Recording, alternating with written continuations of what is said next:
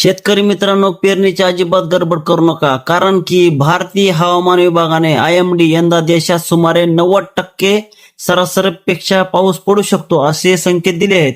महाराष्ट्रातील काही भाग, विशेषतः मराठवाडा, विदर्भ आणि उत्तर महाराष्ट्रातील दुष्काळ प्रवण जे क्षेत्र आहेत त्या जिल्ह्यामध्ये पावसाची तूट राहू शकते असे पण म्हटलेले आहे.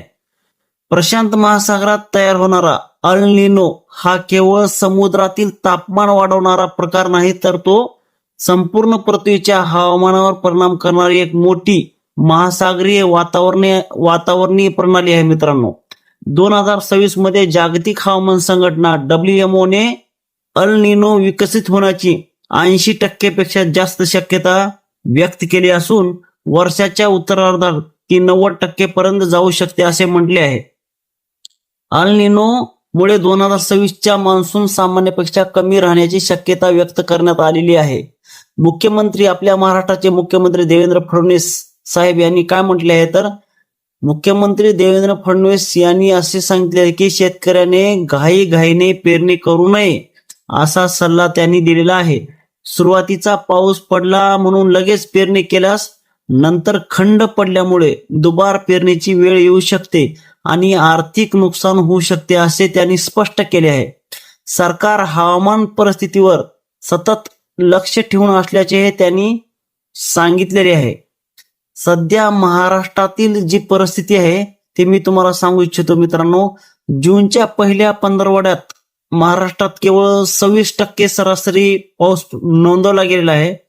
अनेक भागात पेरणीसाठी आवश्यक ओलावा अद्यापही उपलब्ध नसल्यामुळे काही ठिकाणच्या पेरण्या ह्या रखडलेल्या आहेत. मित्रांनो, विदर्भातील काही भागात उष्णतेची लाट कायम आहे. अजून पण विदर्भामध्ये जसे की नागपूर, चंद्रपूर, गडचिरोली या ठिकाणी अजून पण भयंकर उष्णता आहे. काही ठिकाणी 18 जून नंतर पावसाची स्थिती सुधारण्याची शक्यता वर्तवली जात आहे. म्हणजे आता हे आता हे 18 जून आहे ना आज, पण आजपासून काही वातावरणात चेंजेस होऊन आणि पाऊस पडण्याची शक्यता काही ठिकाणी म्हणते, पूर्ण ठिकाणी नाही. त्यासाठी शेतकऱ्यांनी काळजी काय घ्यायची तुम्हाला सांगतो. ते घाईने पेरणी अजिबात करायची नाही. किमान 75 ते 100 मिलीमीटर सलग पाऊस आणि जमिनीत पुरेसा ओलावा झाल्यानंतरच पेरणी करावी. म्हणजे पूर्ण जमिनीमध्ये चांगल्या प्रकारचा ओलावा झाला तरच तुम्ही पेरणी करण्याचा निर्णय घ्या. आणि तुमचे जे बियाणे आहेत ते सुरक्षित ठिकाणी ठेवा. संपूर्ण बियाणे एकाच वेळी वापरू नका. काही बियाणे राखीव ठेवा. सगळेच बियाणे एकदाच पेरून टाकू नका. काही त्यातलं जे आहे उरलेलं सुरलेले बी आहे ते साईडला ठेवा. नंतर काही संकट आल्यानंतर तुम्ही दुबार पेरणी करू शकता.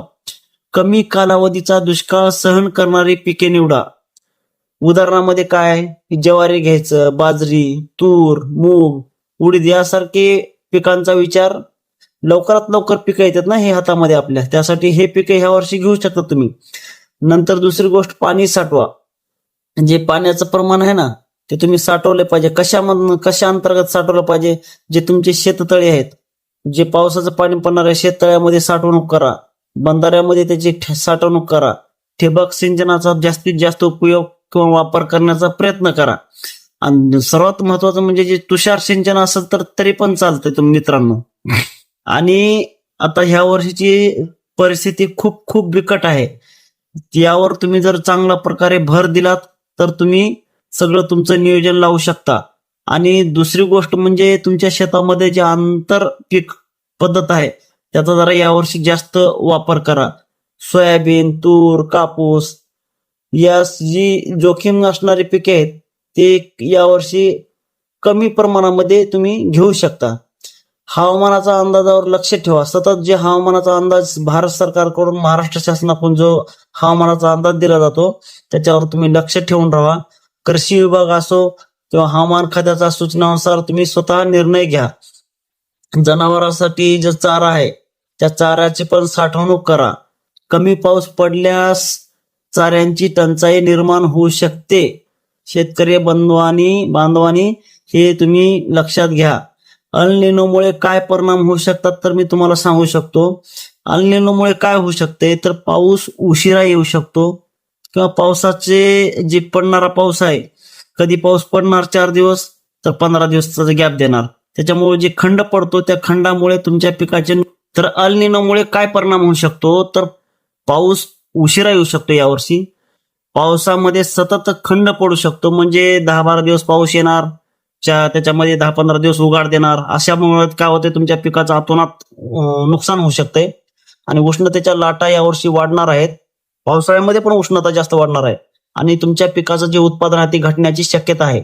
आणि दुसरी गोष्ट, पाणी टंचाई वाढण्याची यावर्षी खूप शक्यता आहे किंवा नाकारता येत नाही. माझा महाराष्ट्रातील शेतकरी बांधवांना एकच सल्ला आहे, जून 2026 मध्ये महाराष्ट्रातील अनेक भागात पावसाची अनिश्चितता आहे. त्यामुळे पहिला पाऊस पडला म्हणून पेरणी नाही, तर जमिनीत पुरेसा ओलावा झाला की नाही याची खात्री करावी, नंतरच तुम्ही पेरणी करावी. हे धोरण तुम्ही सुरक्षित ठेवाल तरच तुमचं यावर्षी काहीतरी तुमचं पीक तुमच्या हातात राहील. आणि दुसरा म्हणजे हवामान विभागाच्या दररोजच्या सूचनावर तुम्ही लक्ष दिलंच पाहिजे. धन्यवाद मित्रांनो.